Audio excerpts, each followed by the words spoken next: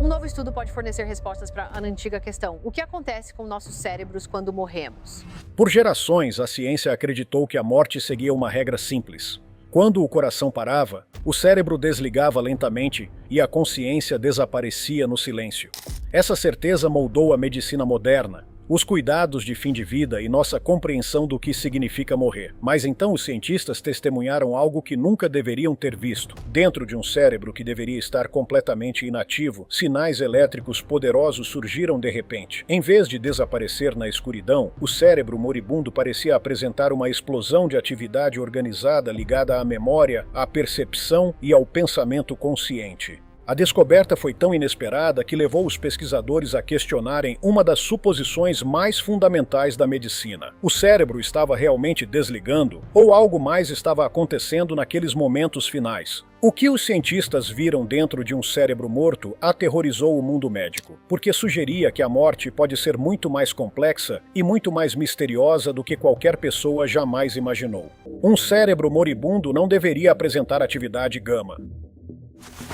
Mas em 2013, a equipe da doutora Dimo Borgigin, da Universidade de Michigan, observou algo impossível. Em ratos submetidos à parada cardíaca, a atividade cerebral não simplesmente desapareceu. Em vez disso, os monitores de EEG registraram uma explosão de ondas gama altamente sincronizadas. Seus cérebros se tornaram mais organizados, mais coerentes e, de certa forma, mais ativos após a parada do coração do que quando os animais estavam vivos.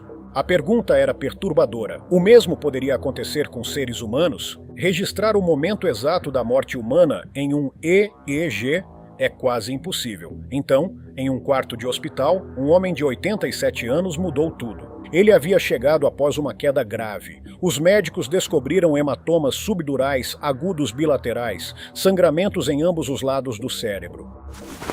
Os cirurgiões realizaram uma craniotomia descompressiva para aliviar a pressão, mas seu estado piorou. Ele desenvolveu estado de mal epiléptico não convulsivo, uma condição de convulsões contínuas e silenciosas. Para monitorá-lo, os médicos o colocaram em um EEG contínuo, usando o sistema padrão de eletrodos 10 a 20. Após 12 crises, seu hemisfério esquerdo começou a apresentar supressão em surtos, um sinal de função cerebral profundamente deprimida. Logo, ambos os hemisférios seguiram o mesmo padrão. Então seu ritmo cardíaco entrou em taquicardia ventricular. Sua respiração tornou-se anormal. Finalmente ele sofreu uma parada cardiorrespiratória completa. Como possuía uma ordem de não reanimação, os médicos não intervieram. E o EEG continuou registrando. Pela primeira vez, os cientistas tinham 900 segundos de atividade cerebral humana contínua durante a transição entre a vida e a morte. O que encontraram não foi silêncio, foi uma sinfonia elétrica organizada nos 30 segundos ao redor da morte.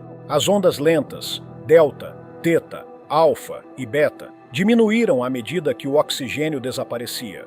Mas as ondas gama contaram uma história diferente. Depois que a atividade cerebral bilateral cessou, o cérebro moribundo desencadeou um enorme aumento da potência gama entre 30 e 150 Hz. Mesmo após a circulação parar, a quantidade relativa de atividade gama aumentou em comparação com os níveis de base. Não se tratava de disparos aleatórios. O cérebro apresentou acoplamento cruzado entre frequência e amplitude, no qual ondas gama de alta frequência eram controladas por ritmos alfa e teta mais lentos. Em cérebros vivos, esse tipo de acoplamento está associado à memória, percepção, atenção e comunicação de longa distância. Os ritmos teta estão ligados à recordação de memórias.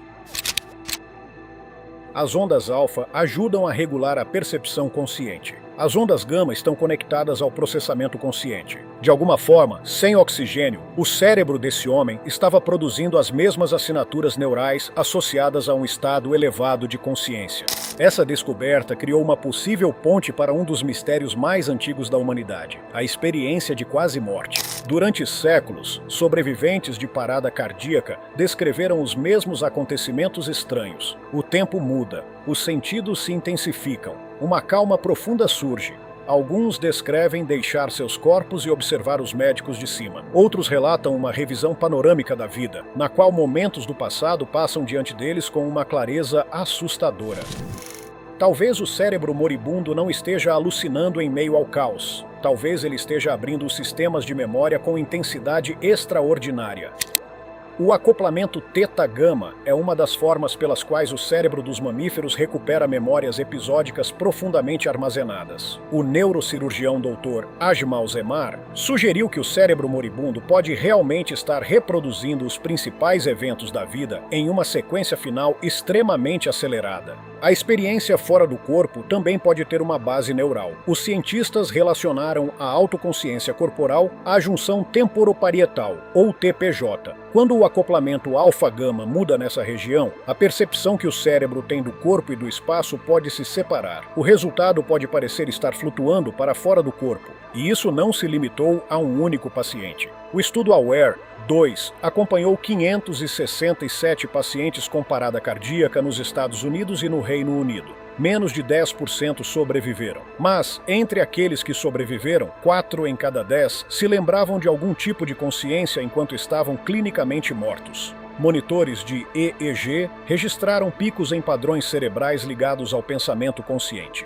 Em alguns casos, atividade cerebral normal apareceu até mesmo 1 hora após o início da RCP. Os pesquisadores propuseram um mecanismo chamado desinibição. À medida que o cérebro perde oxigênio, seus sistemas inibitórios normais falham, os freios deixam de funcionar. Redes ocultas de memória, sistemas emocionais e vias de percepção podem ser ativados com força total de repente. Isso muda o significado da morte. Ela não é um único momento mecânico em que o coração para. Pode ser um processo ativo, dinâmico e, por um curto período, incrivelmente vivo.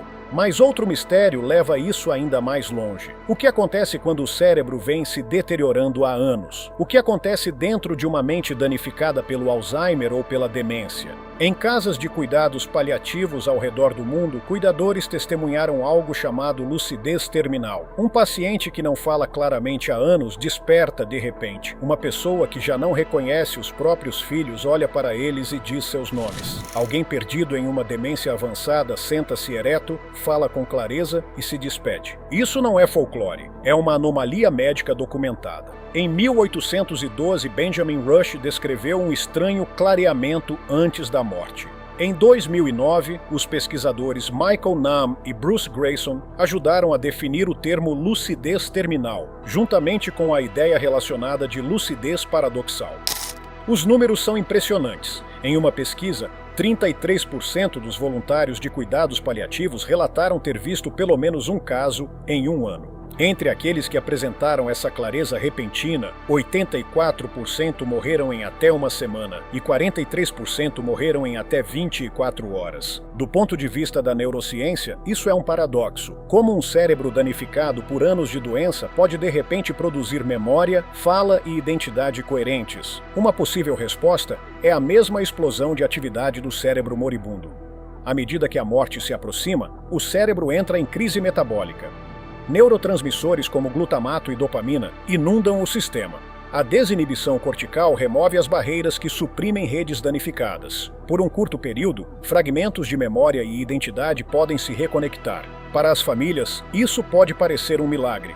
Um retorno final, uma última conversa, uma chance de ouvir mais uma frase de alguém que acreditavam já ter partido.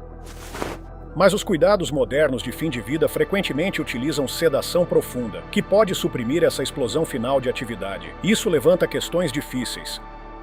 Alguns pacientes estão sendo protegidos do sofrimento ou estão sendo impedidos de vivenciar um último momento de clareza. Instituições como a NU Langone agora estudam esses episódios por meio do monitoramento cerebral e de diários mantidos por cuidadores. Quanto mais profundamente os cientistas investigam, mais estranha a morte se torna. Sobreviventes de experiências de quase-morte frequentemente descrevem um túnel, uma luz brilhante, uma sensação de paz e uma revisão da própria vida. Durante anos, os médicos descartaram esses relatos como alucinações, mas os dados de EEG sugerem que o cérebro moribundo pode estar executando um programa neurobiológico específico. A escala de experiência de quase-morte de Grayson, um questionário com 16 itens, é usada para avaliar essas experiências. Os sobreviventes frequentemente relatam alterações na percepção do tempo, sentidos intensificados, paz emocional, encontros com entes queridos falecidos e uma sensação de significado cósmico. O estudo AWARE-2 reforçou o mistério.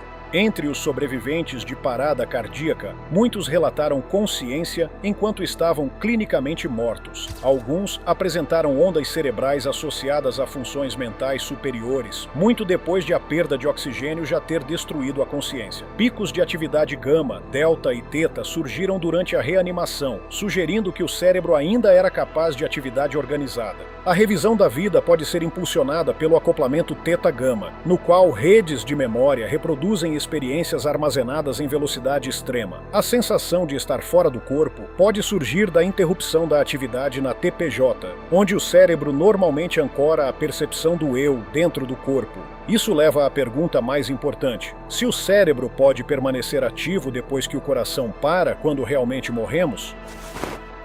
Em 1968, um comitê de Harvard ajudou a definir o coma irreversível. A morte cerebral exigia coma profundo, ausência de reflexos do tronco cerebral e apneia, a incapacidade de respirar de forma independente. A suposição era que, sem oxigênio, danos cerebrais irreversíveis começariam em poucos minutos. Mas as pesquisas modernas complicaram essa fronteira. Quando a tempestade gama termina, o cérebro pode entrar em uma linha isoelétrica plana. Mas uma linha plana nem sempre significa que todos os neurônios estão mortos. Alguns podem estar dormentes, interrompendo a comunicação para conservar energia. Pesquisadores como o Dr. Stéphane Charpier descobriram que mesmo um cérebro com linha plana ainda pode produzir respostas sensoriais reproduzíveis. Então vem o evento final: a onda da morte. Trata-se de uma despolarização sincronizada massiva que atravessa o córtex. Em monitoramentos especializados, ela aparece como uma enorme onda trifásica. Representa neurônios liberando seu potencial elétrico e bloqueando sinais de ação por todo o cérebro. Para todos os efeitos práticos, esse deveria ser o ponto sem retorno. Mas até isso pode não ser definitivo. Pesquisadores descobriram que, se o oxigênio for restaurado dentro de uma janela crítica de 2 a 3 minutos, a despolarização pode ser revertida. Uma segunda onda, chamada onda de ressuscitação, pode atravessar o córtex, repolarizando os neurônios e restaurando a atividade sináptica. Em 2019, cientistas ampliaram ainda mais essa fronteira ao restaurarem funções celulares em um cérebro de porco 4 horas após a morte. O Dr. Sam Parnia observou que os médicos antes presumiam que danos cerebrais permanentes ocorriam após cerca de 10 minutos sem batimentos cardíacos. Mas as evidências agora mostram que a atividade cerebral pode retornar muito mais tarde durante manobras prolongadas de RCP. Isso não significa que a morte seja facilmente reversível, mas significa que a linha divisória não é tão nítida quanto acreditávamos. A morte não é um interruptor, é uma zona de transição. Essas descobertas levantam questões profundas. Por quanto tempo a reanimação deve continuar? Quando a consciência realmente desaparece? Se o cérebro ainda está produzindo surtos elétricos organizados, o que o paciente está vivenciando? E como isso deve afetar os cuidados de fim de vida ou o momento da doação de órgãos? O que os cientistas viram dentro de um cérebro morto não desafiou apenas a medicina. Desafiou nossas suposições mais profundas sobre a existência humana. O cérebro não é apenas uma máquina frágil que se desliga na escuridão. Em seus momentos finais ele luta, libera energia oculta, pode reproduzir memórias, restaurar a identidade e gerar uma experiência final de consciência extremamente lúcida. Mesmo na demência, ele pode encontrar uma última centelha. Mesmo após uma linha plana, alguns neurônios podem permanecer em silêncio, esperando. Mesmo à beira da morte, a mente pode brilhar mais intensamente do que jamais brilhou antes. As luzes não simplesmente se apagam. Por alguns momentos impressionantes, elas podem se tornar ofuscantes.